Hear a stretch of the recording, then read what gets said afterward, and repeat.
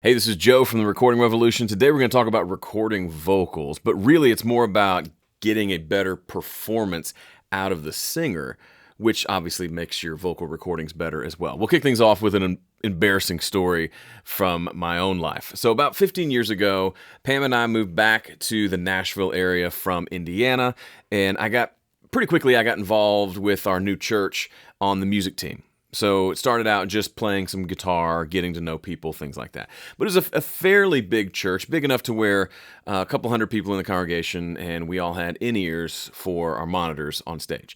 I'd never played with in-ears before, but I'd done lots of stuff in studio, so it seemed pretty second nature to me. We even had the Aviom system that lets you dial in your own headphone mix. So all well and good. So I'm playing pretty regularly on Sunday mornings, getting to know people. And eventually, the leader asks if I'd like to sing a song one Sunday, if I'd like to sing the lead vocal on one of the songs. And of course, I say, yeah, I'd love to. And we get to the rehearsal, and I sing my song. And after the rehearsal, she comes up to me. She waits till afterward, which was very gracious of her. And she goes, I still remember this. She goes, "Hey, could you hear yourself?" I immediately knew what she was actually saying. She was saying, "You sounded pretty terrible. I don't think you could hear yourself well enough to even tell that you sounded terrible," because no one would sing that bad on purpose. Anyway, so what was her point? Her point was, I wasn't able to hear myself well enough, and my vocals were terrible, but I couldn't even tell, so I'm just over there singing away, and I'm terribly sharp or flat, or probably both somehow.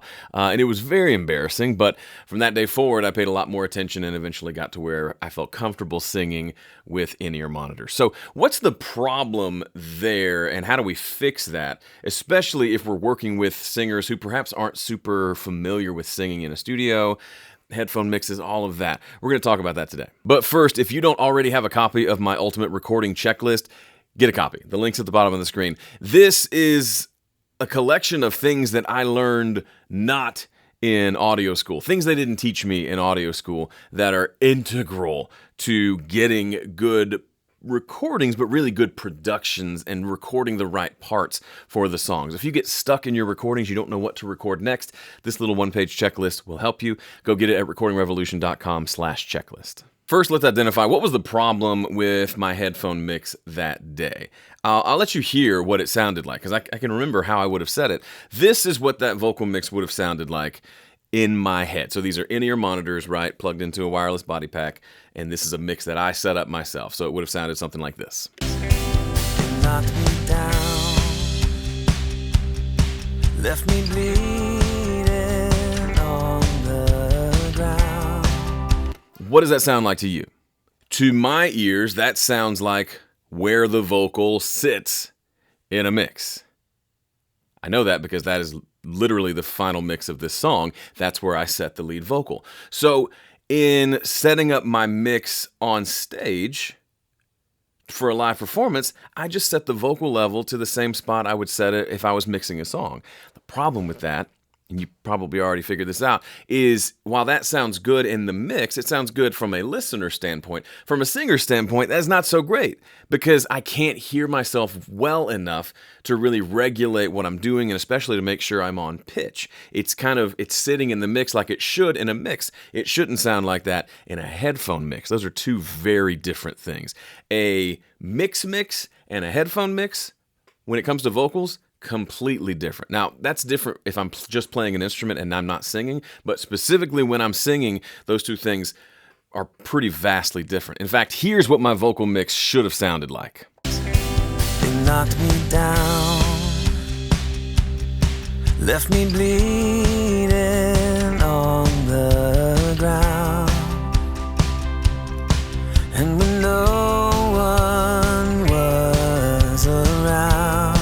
So all things being equal, that vocal is 6 decibels louder than the previous one. If you want to hear a quick before and after, here you go. They knocked me down, left me bleeding on the ground.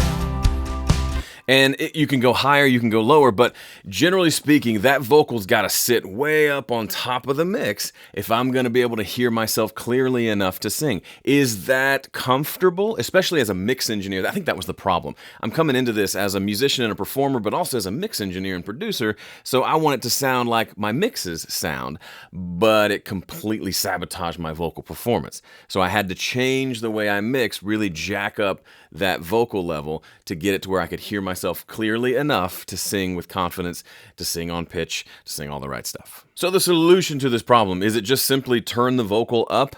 Yeah, but it's usually not that simple. The problem in a lot of scenarios is the average person doesn't get gain staging, doesn't get how to set up the different gains in their system. So I remember this was a constant thing at this specific church. We would be singing, doing a rehearsal, and someone would say, I can't hear my voice. And we would say, obviously, turn it up. And you go look at their little personal mixer, and you could see that their vocal was as loud as it'll go, but they couldn't hear it well enough. Well, in their minds, especially not as an engineer, recording engineer, audio engineer, that's they've done everything they can do. They don't think that, I've got a volume knob over here on my body pack that I can turn up my headphones, or there's an output volume on the entire mixer where I can turn the overall volume up, and that can achieve a louder headphone mix. In a great example of this, I was doing a session down in Houston, and they had these personal mixers, and the problem was they all just kind of cranked everything. They're like, I can't hear the drums. They would turn the drums up on their mix all the way.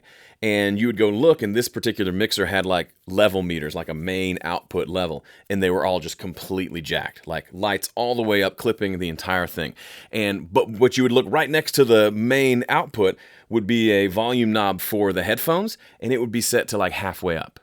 So that's where a lot of people get messed up. So here's the solution to this problem. So it's a gain staging problem. You don't have to teach people to gain stage. All you have to do is, first things first, is just give them their vocal, and you send them like a unity level vocal. So let's say if clipping is at 100%, you're sending them 70%. That's what you're sending to their headphones. And you say, how's that level? And if they say good, or it's not quite loud enough, you don't turn anything up. You have them turn up the knob on their headphones. Or if you're a super control freak like I can be sometimes, you have the headphone amp right here with you. So I say, you want more vocal? And instead of turning up the fader or the send or whatever I'm doing in the mix or on the board, I'm turning up the headphone knob, the headphone amp volume to their ears. So the vocal isn't changing, except the overall volume in their ears is going up. So I turn that up till it's nice and loud and they can hear it.